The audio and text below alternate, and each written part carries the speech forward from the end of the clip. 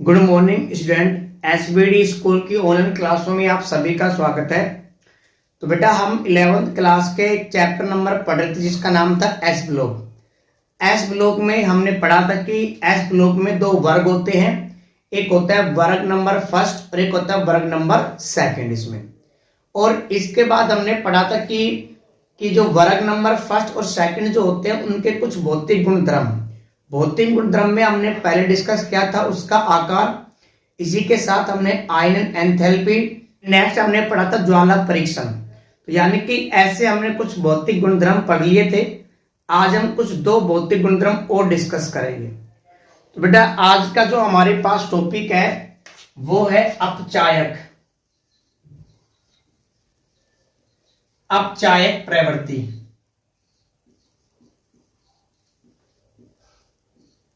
अपचायक प्रवृत्ति। अब सबसे पहले बेटा हम बात करते हैं कि आखिरकार अपचायक होता क्या है। फिर हम बात करेंगे कि इसके बाद कि वर्ग नंबर फर्स्ट और वर्ग नंबर सेकंड इनमें से किसकी अपचायक प्रवृत्ति कम है या किसकी अपचायक प्रवृत्ति ज्यादा है। तो सबसे पहले बेटा अपचायक प्रवृत्ति। तो जैसे एक एग्जांपल लेते हैं कि जब हम जिंक की रिएक्शंस कराते हैं कॉपर सल्फेट से कराते हैं, जब जिंक की रिएक्शंस कॉपर सल्फेट से कराएंगे तो यहाँ पे उत्पाद के रूप में बनता है जिंक सल्फेट और प्लस में बनता है यहाँ पे बेटा कॉपर बनता है। सबसे पहले यहाँ पे हम बात करते हैं इनके ऑक्सीकरण अंक की। तो बेटा जिंक का ऑक्सीकरण अंक यहाँ पे 0 है, कॉपर का यहाँ पे प्लस का 2 है और जिंक का यहाँ पे प्लस का 2 है और कॉपर का कितना है 0। अब सबसे पहले हम बात करते हैं कि आखिरकार ये रिएक्शंस हुई कैसे है। तो यहाँ पे बेटा जिंक का ऑक्सीकरण 0 है तो जिंक ने 2 इलेक्ट्रॉन त्यागे हैं।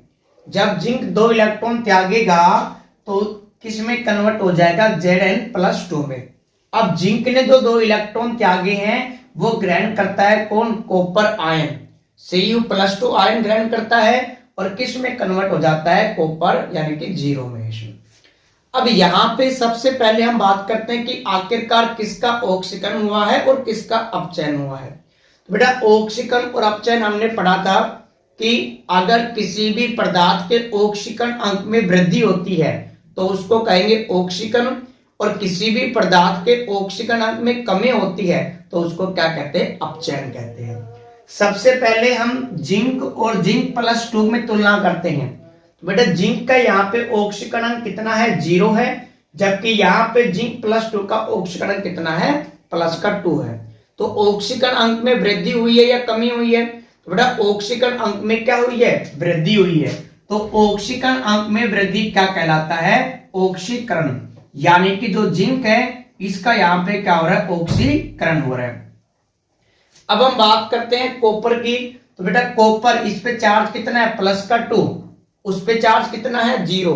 यानी कि यहाँ पे कॉपर आयन 2 इलेक्ट्रॉन ग्रहण करके कॉपर में चेंज हो रहा है, यानी कि इसके ऑक्सीकरण अंक में क्या हो रही है, कमी हो रही है। और ऑक्सीकरण अंक में जब कमी होती है तो उसको क्या कहते हैं बेटा, अपचयन।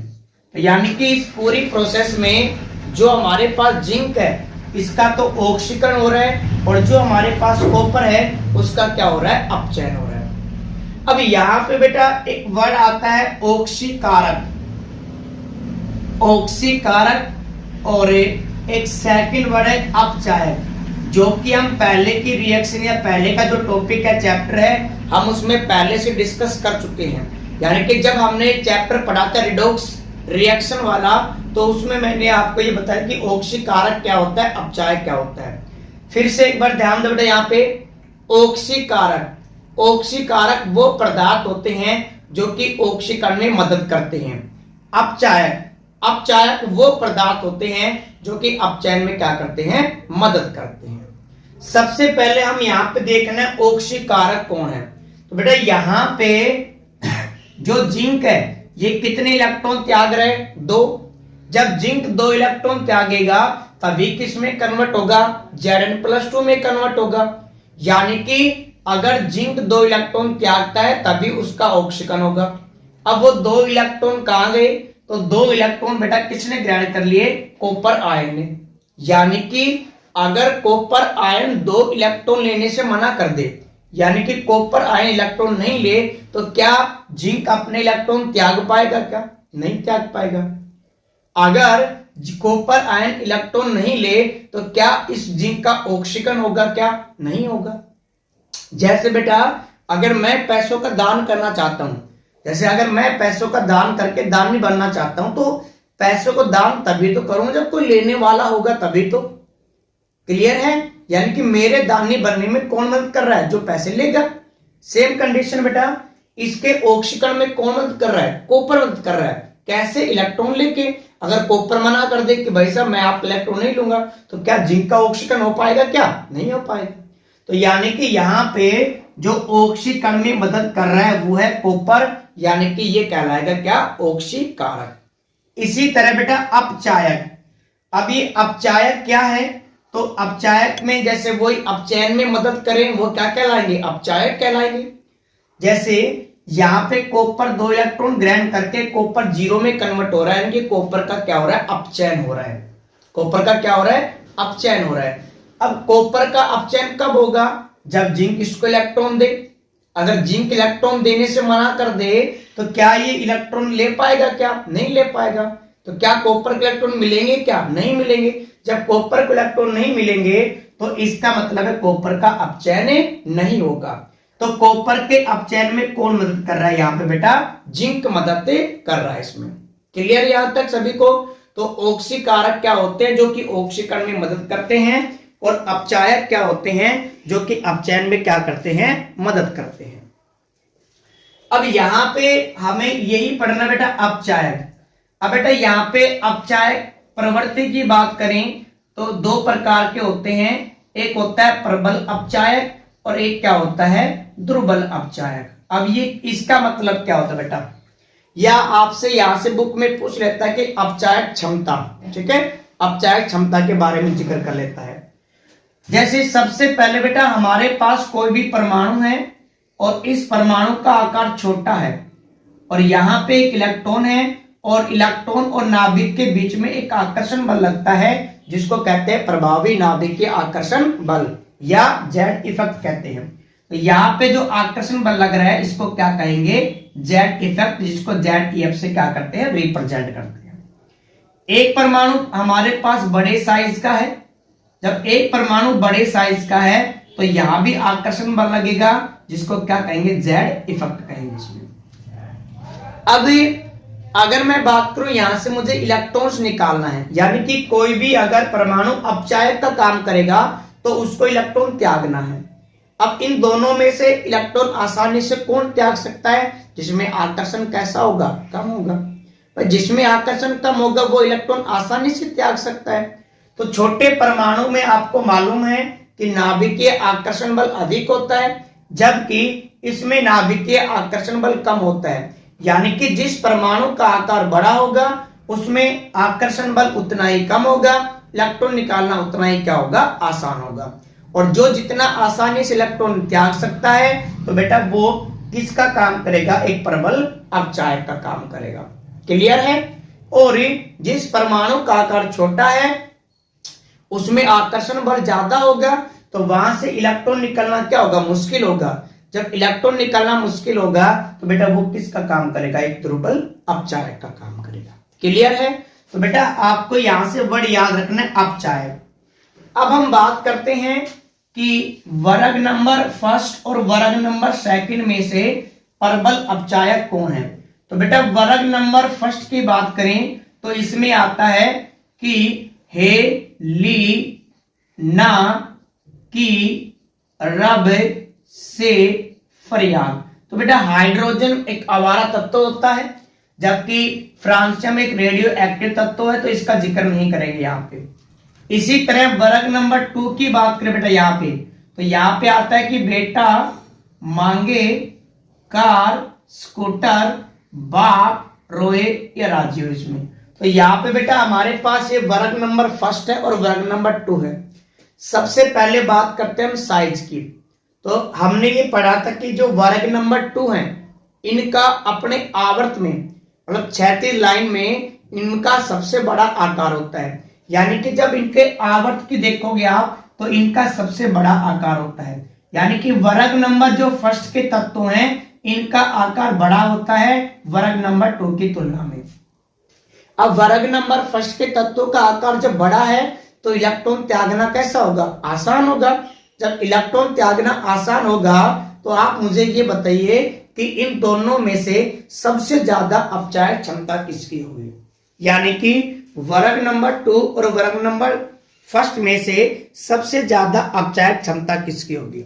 तो बेटा सीधी सी बात यह है कि वर्ग नंबर फर्स्ट की होगी। रीजन क्या है, क्योंकि इसका आकार क्या होता है, बड़ा होता है वर्ग नंबर सेकंड की तुलना में। तो एक तो पॉइंट ये याद रखना कि वर्ग नंबर फर्स्ट के तत्वों की अपचायक क्षमता ज्यादा होती है वर्ग नंबर सेकंड की तुलना में। क्यों, क्योंकि इनका आकार कैसा होता है, बड़ा होता है। लेकिन बेटा अगर हम बात करें एक ही वर्ग में, यानी कि अगर आपसे पूछ ले कि लिथियम, सोडियम, पोटेशियम, रुबिडियम इनमें से सबसे ज्यादा अपचायक क्षमता किसकी होगी, तो बेटा हमने पढ़ा था कि जब वर्ग में ऊपर से नीचे आते हैं तो परमाणु का आकार क्या होता है, बढ़ता है। परमाणु का आकार बढ़ने का मतलब कोषों की संख्या बढ़ती है, इसलिए परमाणु का आकार भी बढ़ता है। जब बेटा आकार बढ़ेगा तो आकर्षण बल क्या होगा, घटेगा। क्योंकि जो हमारे पास जेड इफेक्ट है यानी कि नाभिकीय आकर्षण बल, ये व्युत्क्रमानुपाती होता है किसके, साइज के होता है।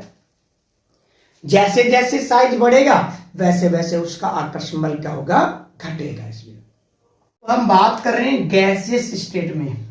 गैसीय अवस्था में सबसे ज्यादा इलेक्ट्रॉन त्यागने की प्रवृत्ति किसकी होगी, सीजियम की। उससे कम इलेक्ट्रॉन त्यागने की प्रवृत्ति रुबिडियम की, उससे कम होगी पोटेशियम की, उससे कम होगी सोडियम की, और उससे कम किसकी मिलेगी, लिथियम की। तो यानी कि अगर आपसे ये पूछे कि वर्ग नंबर फर्स्ट के जो तत्व हैं उनकी अपचायक क्षमता को घटते हुए क्रम में लिखिए, तो अपचायक क्षमता ये हमारे पास किसमें, घटते हुए क्रम में है। क्लियर है। इसी के साथ अगर वर्ग नंबर सेकंड की बात करें तो जब इसमें भी वर्ग में ऊपर से नीचे आते हैं तो परमाणु का आकार क्या होता है, बढ़ता है।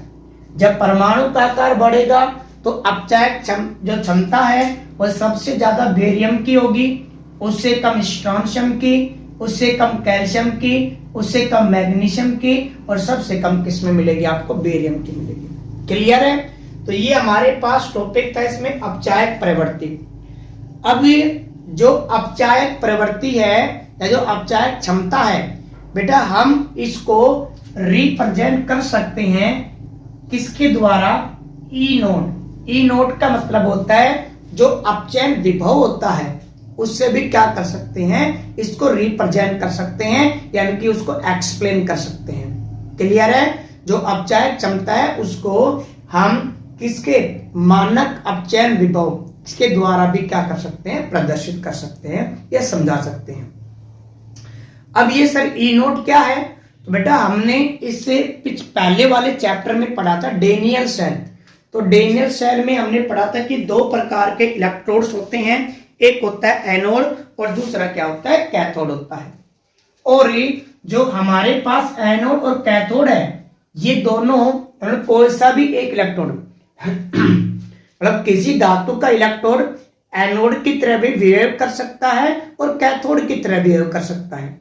यह डिपेंड करता है कि उसके कंपटीशन में यानी कि उसके बगल में कौन सी धातु है।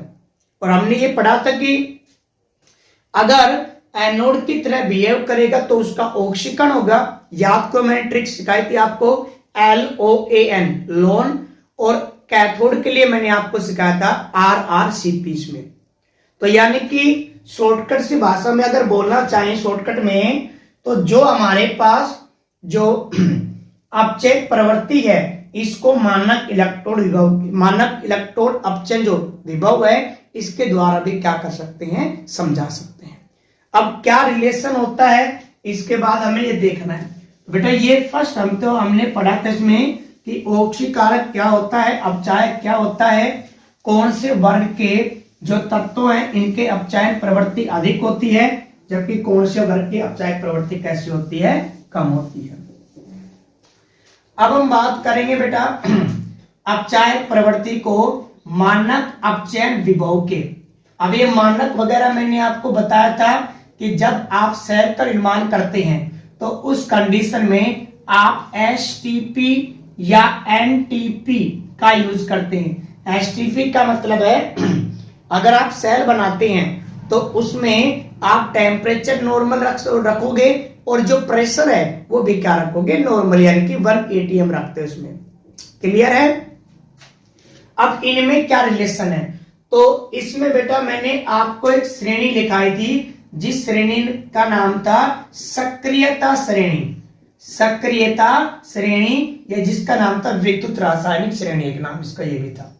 तो आपने यहां पे लिखा था कि लेके बाबा का नाम मजे से आला जी, जो कि आपको वो दिख रही होगी इसमें सारणी। तो इस सारणी में जैसे हमने पढ़ा था कि लेके बाबा का नाम मजे से आला जी, कदे फिर कोनी सुने प्रभु जी, है क्यों आई पारो फिर आग बरसाने, सोना लेकर जाएगी। तो इसमें जितने भी हमारे पास जो तत्व रखे गए हैं, ठीक है, जो रखे गए हैं वो अपचायक विभव या अपचायक जो विभव इसमें उसके बढ़ते हुए का मान में रखे गए हैं।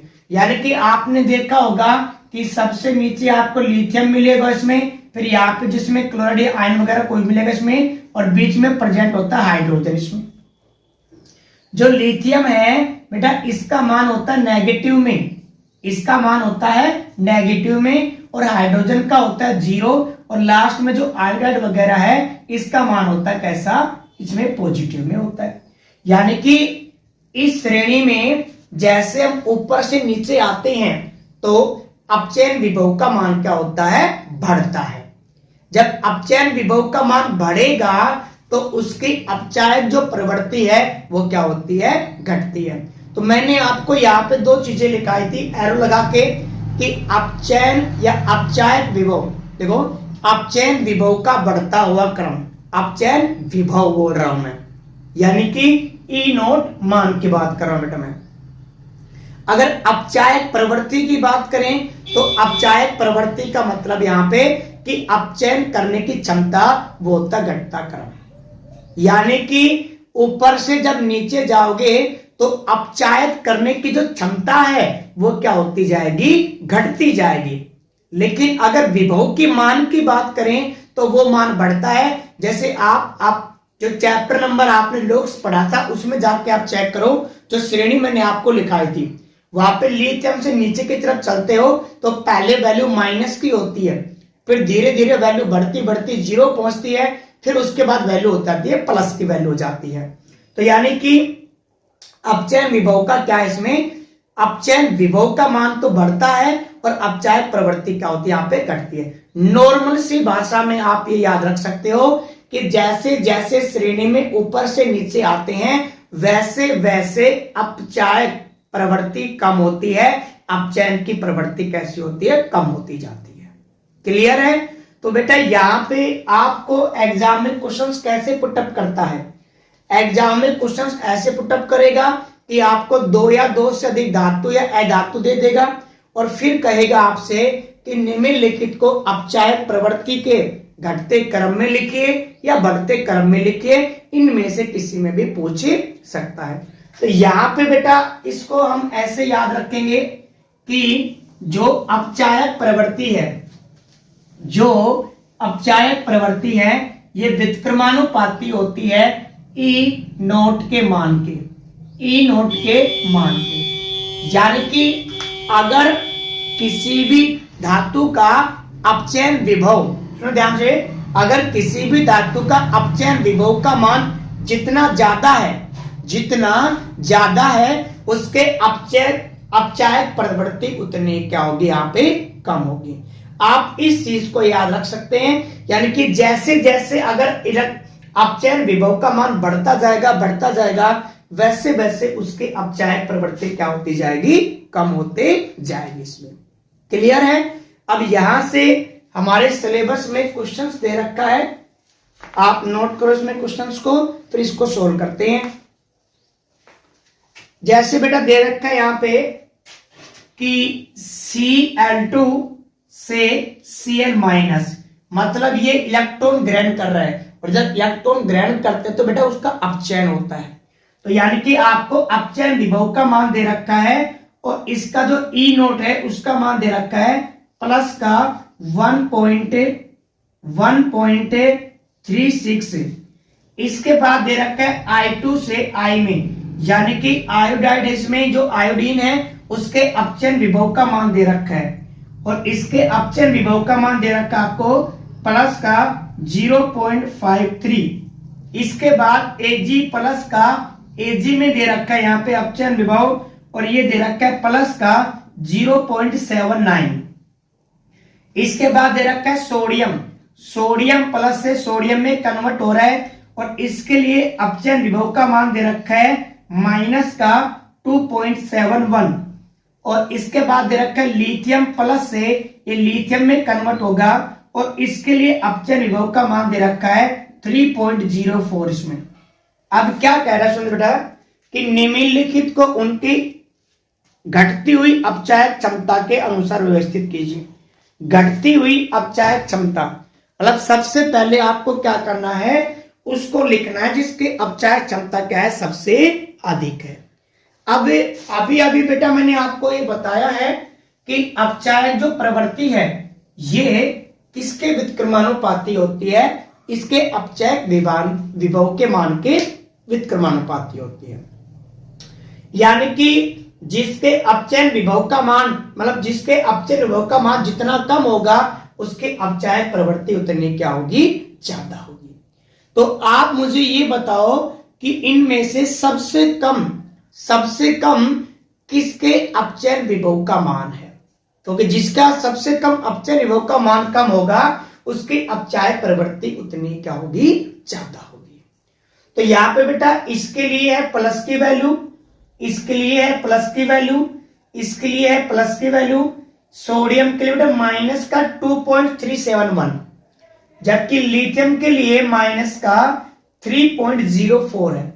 तो बेटा माइनस की वैल्यू है ना, माइनस की वैल्यू में आपको मालूम है कि जैसे एक माइनस का 2 है एक माइनस का 4 है, सॉरी माइनस का 4, तो इनमें से वैल्यू कौन सी बड़ी है, तो बेटा माइनस की 2 वैल्यू क्या होती है, बड़ी है।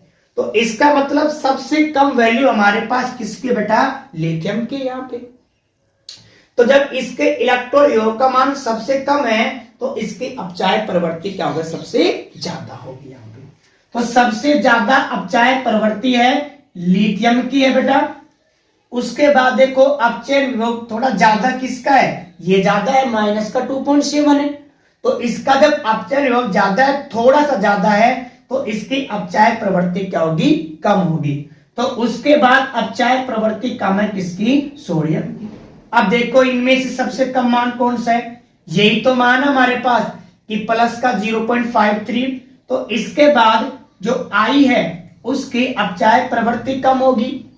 उसके बाद हमारे पास जो सिल्वर है इसकी अपचायक प्रवृत्ति कम होगी, और सबसे कम आपको किसकी मिलेगी बेटा, क्लोरीन की मिलेगी, ध्यान रखना। तो यहां से अगर ऐसे क्वेश्चंस पुटअप होते हैं तो बेटा एक तो आपको श्रेणी याद रखनी है, उनका ऑर्डर याद रखना है।